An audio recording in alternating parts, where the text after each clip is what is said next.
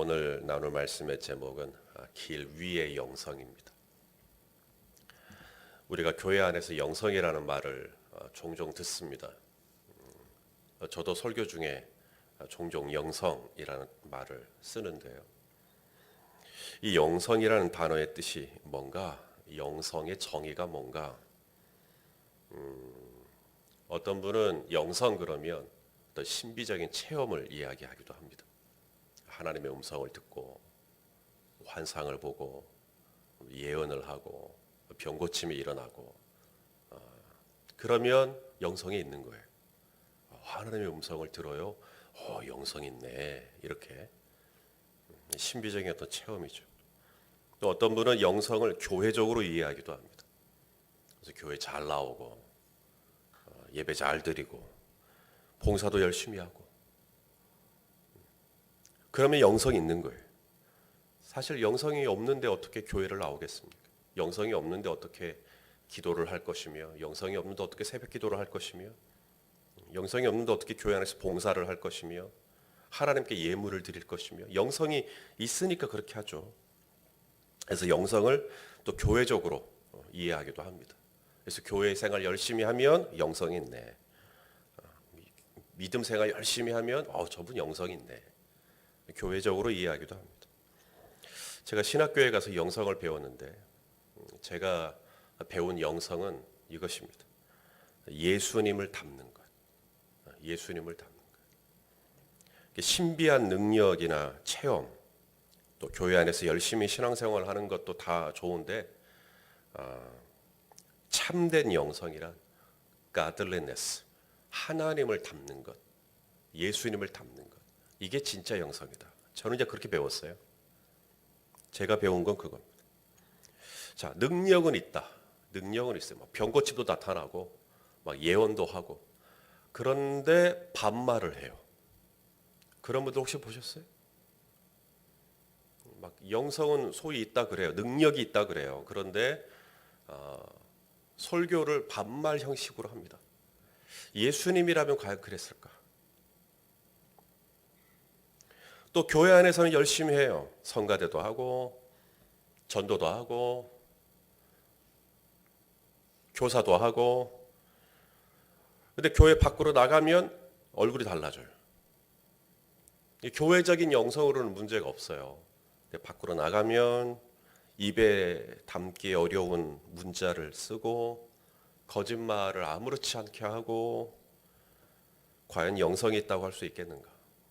참된 영성이라는 게 뭔가? 참된 영성, 정말 하나님 앞에서 인정받는 영성이라는 게 뭘까? 베드로후서 1장 4절 말씀을 한번 봅시다. 베드로후서 1장 4절 시작. 이로써 그 보배롭고 지극히 큰 약속을 우리에게 주사 이 약속으로 말미암아 너희가 정욕 때문에 세상에서 썩어질 것을 피하여 신성한 성품에 참여하는 자가 되게 하려 하셨느니라. 자, 우리를 구원하여 주신 이유, 우리에게 성령을 주시고 우리를 하나님의 자녀 삼아 주신 이유가 뭐라고요? 우리의 성품을 뭐로 바꿔요? 신성한 성품으로. 이전의 번역은 신의 성품으로 바꾼다, 이렇게 되어 있어요.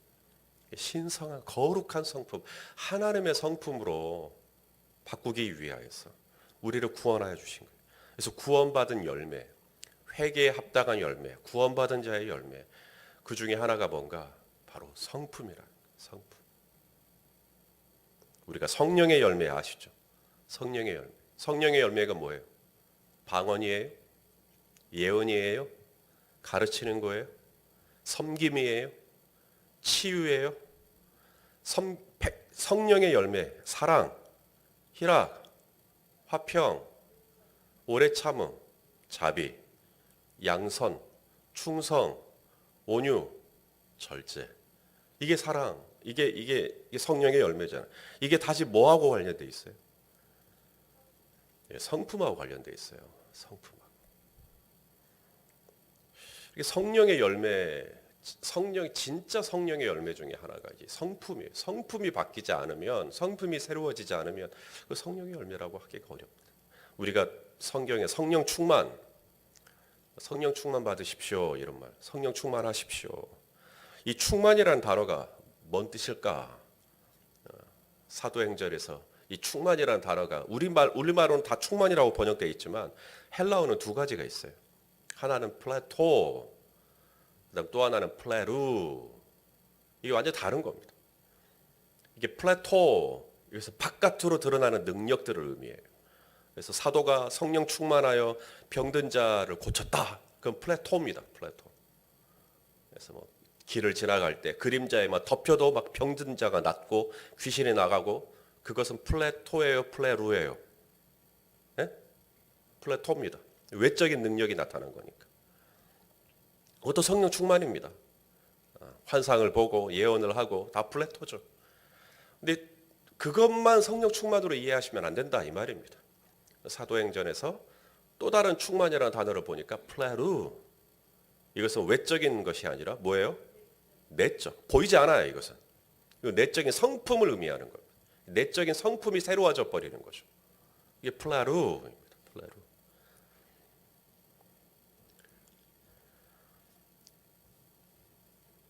하나님께서 우리에게 성령을 주신 이유가 뭐라는 거죠? 플레토, 그다음 플레루, 이 두 가지를 위해서 주신 거예요. 우리가 사역을 할 때, 저처럼 지금 사역을 할 때 제가 지금 우리 성도님들에게 말씀을 전하고 있어요. 이것은 플레토입니다. 제가 지금 밖으로 드러나는 사역을 하고 있잖아요. 그러므로 저는 이때 구하는 성령의 충만은 플레토를 구하는 겁니다. 저에게 플레토를 주시고, 그리고 제가 우리 성도님들에게 담대하게 말씀을 전하게 하셔서 플레토입니다. 하지만 제가 이제 가정으로 들어가거나 또 일상 속에서 우리 성도님들을 만나 교제할 때는 플레토가 아니라 뭐겠어요? 이제는 이제 플레루. 저의 성품이 아니라, 저의 성품은 참 거지 같아요. 저의 인간적인 성품은 신뢰할 만한 성품이 아니에요. 성령으로 제 안에 내적인 내면, 나의 이 속사람을 좀 새롭게 해주시라고. 그래서 말도 좀 달라지고 행동도 달라지고. 플레루입니다. 최근에 한 목사님이 저에게 고민을 나누셨어요. 이 목사님 교회 안에 한 성도님이 계신데요. 정말 열심히 해요. 교사도 하고 찬양대도 하고 전도도 하고 뭐 안 하시는 게 없대요. 너무너무 적극적이래요. 당신 교회 안에 이분만한 열심은 없다. 저한테 그렇게 칭찬을 하시더라고요. 아유, 너무너무 좋겠네요. 그런 성도님이 계시는 것은 모든 목사님들의 로망 아니겠습니까? 아유, 목사님 잘 됐네요. 제가 속없이 그랬더니 아니라고. 바로 그 열심이신 그 성도님 때문에 자기가 지금 저를 찾아왔노라. 그래서 뭐가 문제인데요? 그랬더니 일은 정말 열심히, 무슨 일이든지 가장 앞서서 하고. 무슨 얘기할 것 같아요? 플레루에 대한 이야기를 하려고 하는 거예요. 뭔가 자기 주장이 꺾이거나 자기가 내세운 의견이 묵살될 것 같으면 싸움닭으로 변해버려요. 싸움닭으로 변해버려요. 그 목사님의 표현에 의하면 성질을 그렇게 내고, 툭하면 교회 떠난다 그러고. 그러니까 이 목사님이 속이 다 문드러져 버리는 거예요. 플레토는 문제가 없어요. 플레토는 남아 돌아 막 열심히 하고 싶어요. 근데 플레루, 내적인 충만, 성품의 변화, 순종하고 온유하고 겸손하고, 이건 없는 거예요. 그러니까 이 플레토만 가지고 하려고 하니까 참, 그래도 이분만한 이렇게 열심도, 이분만한 이런 능력도 그래도 이 교회 안에서 찾아보기 참 쉽지 않은데, 이 플레루가 되지 않으니까 너무 힘들다. 이런 이야기를 이제 저한테 나누시는 거죠. 여러분, 우리 예수님의 성품을 좀 볼까요? 마태복음 11장 29절 말씀. 예수님의 성품입니다. 시작. 나는 마음이 온유하고 겸손하니 나의 멍에를 메고 내게 배우라. 그리하면 너희 마음이 쉼을 얻으리니. 예수님이 당신의 멍에를 같이 매재요. 여러분, 예수님 같은 사람하고 멍에를 같이 매는 것은 어렵지 않아요. 예수님 같은 분하고 멍에를 매는 건 너무너무 귀한 일입니다. 왜요? 왜 예수님하고 멍에를 매는 게 좋아요? 예수님이 능력이 있어서, 예수님이 힘이 있어서. 그게 아니라 예수님은 그 앞에 뭐라고 조건을 걸어요? 내 마음이 온유하고 겸손한 사람하고 멍에를 매는 건 괜찮아요. 플레루가 되는 사람하고 멍에를 매는 건 괜찮아요. 교회 안에서 여러 가지 멍에를 감당해요. 그런데 여러 가지 멍에를 감당할 때 가장 중요하게 여겨야 될 것이 성품입니다. 온유하고 겸손. 그래서 예수님은 그 멍에를 맬 수가 있는 거예요. 그런데 우리는 뭔가 자꾸 이렇게 플래토로 가려고 하는 거죠. 근데 플래토가 성령 충만의 전부가 아니다. 오늘 아침에 그것만 아셔도 돼요. 그것만이 내가 기타를 잘 쳐요. 제가 드럼을 잘 쳐요. 제가 좀 찬양을 좀 잘해요. 제가 좀 잘 가르쳐요. 너무너무 귀한 일이에요. 박수 받을 만한 일이에요. 근데 거기에 못지않게 중요한 게 플레루. 당신은 얼마나 예수님 닮았습니까? 그래야 멍에를 매요. 그래야 멍에를 매도 문제가 없어요. 근데 플래토만을 가지고 직분을 감당하게 될 때 반드시 부딪혀요. 깨져요. 자, 우리가 이 영성에 있는 크리스찬, 정말 가들리네스, 하나님을 닮은 신성한 성품을 가진 이 영성이 있는 크리스찬이 되려면 그럼 어떻게 해야 되는가?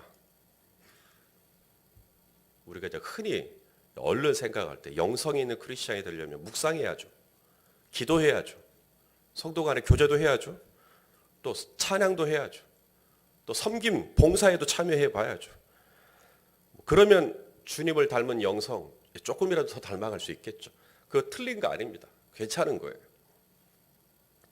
그런데 저는 오늘 본문 말씀을 묵상하다가 제 눈에 띈 게 하나 있었어요. 바로 1절 말씀입니다. 1절 말씀. 자, 우리 1절을 한번 같이 한번 봅시다. 시작. 예수께서 길을 가실 때 날 때부터 맹인된 사람을 보신지라. 예수님이 어딜 가고 계셔요? 길을 가십니다. 교회가 아닙니다. 지금 현재 예수님의 사역의 무대, 무슨 회당이나 성전이나 이런 곳이 아니라 지금 예수님은 어디를 가고 있어요? 그냥 길을 지나가고 있어요. 그러고 보니까 예수님의 사역의 대부분의 이 사역의 장소, 예수님의 많은 사역들이 일어났던 장소를 보니까 물론 회당에서도 성전에서도 있었지만 대부분은 길 위에서입니다. 길을 지나가시다가 역사가 하나. 사마리아 여인 회당에서 만났나요? 길 위에서 만났어요. 오병이요. 어디서 했었어요? 회당에서 일어났는 일이에요? 성전에서 일어난 일이에요? 길 위에서. 베데스다 연못가에 있던 38년 된 병자 어디서 일어난 거예요? 길 위에서. 삭개오 길 위에서. 베드로와 요한, 안드레와 야고보 다 어디서 만났어요? 길 위에서. 엘리야가 엘리사, 그의 제자 엘리사를 만났을 때 엘리사는 뭐 하고 있었냐면 소를 가지고 밭을 갈고 있었어요. 일상에서 길 위에서 일을 하고 있을 때 찾아갔어요. 하나님께서 다윗을 선택하신 것도 다윗이 들판에서 양을 치면서 수급을 가지고 시편 23편을 노래할 때 하나님이 다윗을 선택한 게 아니라고 돼 있어요. 시편 78편 70절을 보시면 다윗을 어디서 선택하시는가? 양의 우리에서. 양의 우리가 뭐예요? 길 위에서 선택하시는 거예요. 일상 속에서 선택하는 거죠. 이것을 길 위의 영성 혹은 일상의 영성 같은 말입니다. 그렇게 얘기를 해요. 하나님께서 중요하게 여기시는 영성이라는 것이 성전의 영성. 예수님이 말씀하셨어요. 성전을 가리켜 내 아버지 집에 있어야 될 줄 알지 못하나이까. 그러니까 성전의 영성도 참 귀해요. 아버지 집에 있는 거니까. 거기서 내가 하나님의 말씀을 나누고 묵상하고 가르치고 좋은 일이에요. 내 아버지 집에 있어야 될 줄 알지 못하셨나. 성전의 영성 좋아요. 교회의 영성 좋다고요. 말씀의 영성, 기도의 영성 다 좋은 거예요. 그러나 예수님이 대부분 당신의 사역이 진행됐던 장소를 보니까 전부 다 거의 길 위에. 바꿔 말하면 일상에서. 오늘 예수님이 만난 사람이 누구인가? 날 때부터 맹인된 사람으로 나오죠. 예수님이 그를 고치세요. 자, 무엇으로 이 맹인을 고치는가 보십시다. 자, 본문을 보시면 말씀으로 고치십니까? 성경에 기록되었을 때 이러면서 고치십니까? 혹은 기도로 고치십니까? 무엇으로 고치시죠? 6절을 봅시다. 6절. 자, 같이 봅시다. 시작. 이 말씀을 하시고 땅에 침을 뱉어 진흙을 이겨 그의 눈에 바르시고. 자, 땅에 침, 흙, 뭐 이런 단어들이 나옵니다. 낯선 용어들이 아니죠. 침, 흙 이런 거. 그 다음에 7절에는 실로암에 가래요. 생전 처음 들어보는 연못이 아닙니다. 지금 이 날 때부터 맹인된 사람에게 실로암은 늘 친숙한, 늘 들어봤던, 지금 그곳으로 가서 씻고 오래요. 이게 다 뭐죠? 우리가 일상에서 흔하게 접하게 되는 흙, 침, 실로암. 예수님이 이 사람을 치유하실 때 사용하신 도구는 내가 일상에서 늘 경험하는, 그걸 통해서 예수님께서 일하시는 겁니다. 내 안에 있는 침, 내 입 안에 있는 거, 흙, 내가 늘 밟고 서 있는 땅, 실로암, 기드론 골짜기에서 내려오는 샘, 이미 나에게 주어진 것들, 이미 내가 일상 속에서 늘 쓰고 있는 것들, 이것들을 통하여 예수님은 오늘 이 사람을 고치셨다. 신비한 것으로 고치실 수도 있죠. 아주 놀라운 방법으로 고치실 수도 있을 겁니다. 그러나 예수님은 오병이어의 기적을 행하실 때도 이미 존재하는 떡과 고기를 가지고 역사를 하셨어요. 하늘에서 만나를 내리실 수도 있는 분이시지만 떡과 고기, 이미 있는 것, 이미 우리에게 너무나 익숙한 것으로 주님은 기적을 베푸시는 것입니다. 그러므로 예수님의 메시지는 분명합니다. 우리에게 허락하신 매일매일의 일상을 절대로 가볍게 여기지 말라는 거예요. 그게 영성이에요. 교회 안에서 열심히 기도하고 주야 하는 것만 영성이 아니고요. 하루하루 나에게 너무나 익숙한 일, 청소하고 쓰레기 버리고 아이들 옷 갈아입혀주고, 나에게 너무나 익숙한 이 일이지만 이게 영성이, 이걸 열심히 하는 게 영성이라 이 말입니다. 특별할 것이 없어 보이는 매일매일 내가 걷고 있는 이 땅 한가운데서 주님은 역사를 일으키시고, 그냥 늘 내 입안에 소지하고 있었던 이 칩을 가지고 주님은 역사를 일으키시고, 오늘도 어제도 그제도 내가 거기 가서 세수를 했던 실로암에서 주님은 놀라운 역사를 일으키시고, 특별한 거 아니에요. 너무나 익숙한 걸 가지고 주님은 바로 거기에 하나님의 나라가 임하도록 그렇게 일하실 수 있는 주님. 오늘 이 맹인이 예수님을 만나게 된 것도 보십시오. 이 맹인이 예수님을 만나게 된 그 장소는 맹인이 처음 가봤던 장소일까요? 아니죠. 어제도 그제도 지난주에도 지난달에도 늘 그 자리에 있었을 거예요. 거기서 지나가는 사람들에게 도움을 구했던 그 자리입니다. 늘 하던 대로 그에게 주어진 일상 속에서 일상의 한 복판에서 누구를 만나버린 거예요? 예수님 만나버린 겁니다. 베드로와 안드레가 뭐 특별한 곳에 있다가 예수님 만난 게 아니라 그냥 갈릴리 바다에서 늘 하던 대로 일하다가 예수님 만나는 거예요. 뭐 삭개오는 뭐 갑자기 딴 도시에 있다가 예수님 만났습니까? 그가 있던 여리고에서 예수님 만났어요. 맹인은 예수님을 만나기 위해 특별한 장소를 찾아간 게 아니라 그냥 일상 속에서 예수님 만난 겁니다. 예수님이 일상 속에서 맹인을 찾아오시는 거죠. 우리는 은혜를 받으려고 자꾸 어디 가요. 저런 거 나쁜 거 아니라고 생각합니다.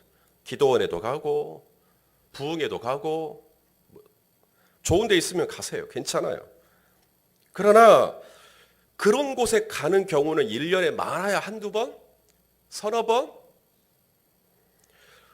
그 외에는 우리는 매일같이 일상을 살아갑니다.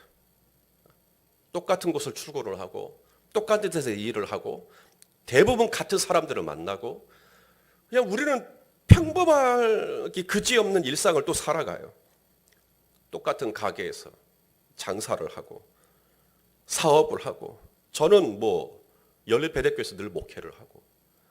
그런데 하나님이 은혜 주시는 방법은 뭔가 특별한 방법, 특별한 행사, 특별한 프로그램, 그것이 잘못됐다라는 게 아니라 그것들이 교회 안에서 필요한 것이긴 하지만 유일한 방법은 아니에요.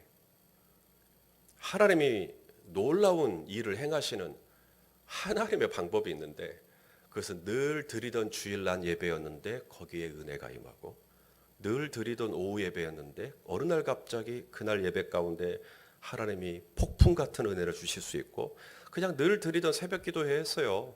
오늘도 그냥 큰 기대는 안 하고 그냥 새벽 기도에 늘 오던 대로 왔는데 오늘 이 새벽에 내 인생을 뒤집어 놓을 만한 놀라운 은혜를 하나님이 허락하실 수 있는 것입니다. 일상 속에서 내가 오늘 특별한 은혜 받으려고 뭐 특별하게 뭐 한 거 아닌데 그냥 일상 속에서 하나님은 거룩한 은혜를 가지고 내 삶의 침투에 들어오시는 거죠.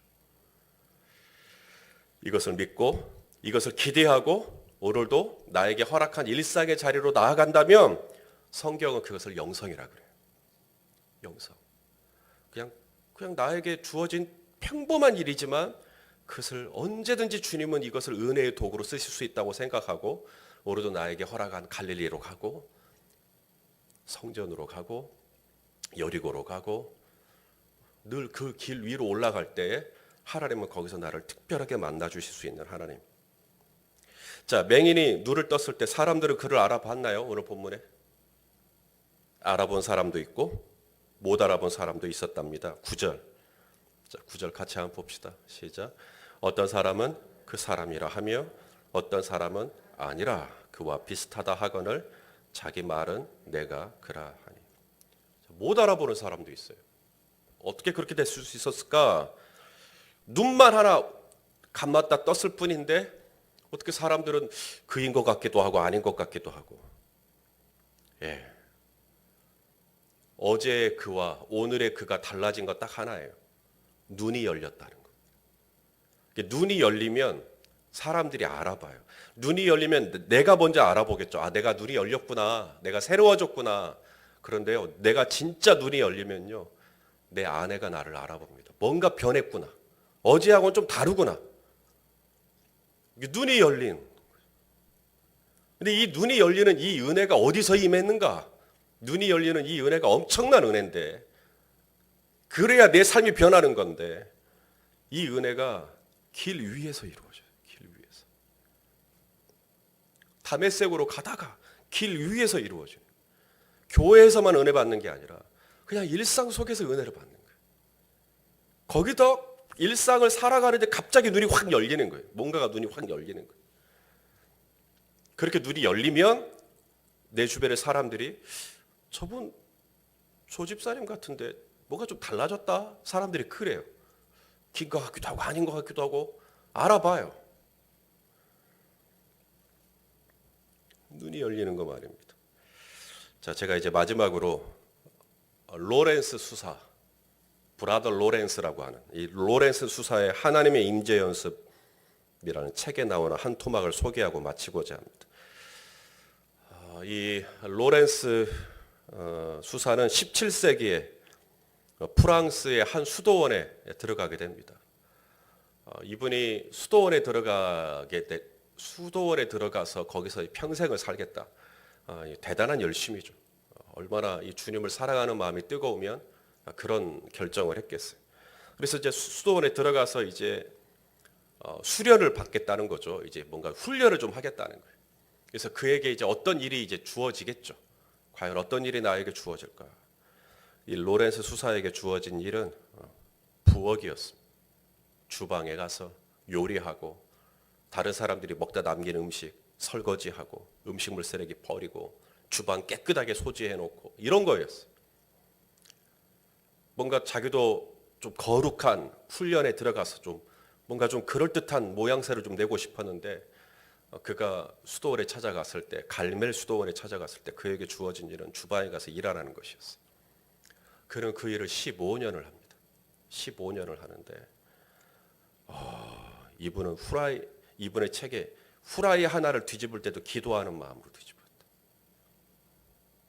그 다음에 그 불을 지피기 위해서 지푸라기를 집어넣는데 지푸라기를 찾을 때도 기도하는 마음으로 하나님께 영광을 돌리는 마음으로 그렇게 했다. 그분이 누군가에게 쓴 편지에 이런 대목이 나와요. 기도하는 시간이 부엌에서 일하는 시간과 달라야 한다고 생각하는 것은 커다란 착각입니다. 기도할 때 하나님께 매달리는 것 못지않게 부엌에서 일할 때도 철저히 하나님께 매달려야 합니다. 일상의 영성이죠. 그냥 그에게 주어진 너무나 평범하게 그지없는 그릇을 닦는 그 일조차도 거룩하게 했다.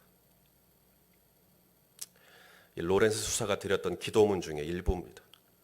오 나의 하나님, 나의 생활을 당신으로 가득 차게 하소서. 모든 일에 당신을 찬양하게 하소서. 당신의 실존하심과 당신의 길을 나의 전 존재로 선포하게 하여 주소서. 입술로만 하는 찬양이 아닌, 가슴으로 하는 찬양이 아닌 저의 생명 전체로 모든 면에서 하나님을 찬양하게 하소서. 제 생활의 사소한 일 속에서도 당신을 찬양할 수 있게 하시며 저의 외부와 내부에서 일어나는 모든 일 속에서도 하나님을 찬양할 수 있게 하소서. 그 일이 아무리 작고 비천할지라도 저의 모든 의무와 행위에서 하나님을 찬양하게 하소서.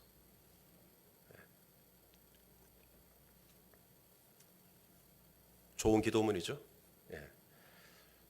오늘 말씀의 요제는 이겁니다. 주님이 길을 가실 때에 역사하셨어요.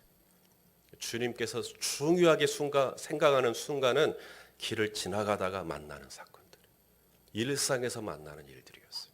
오늘도 우리에게 주어진 너무나 지극히 평범한 일이지만 그 일 가운데서도 하나님이 내게 베푸실 놀라운 은혜가 있을 수 있음을 기대하고 오늘 이 하루를 시작하시기를 예수님의 이름으로 축원합니다. 자,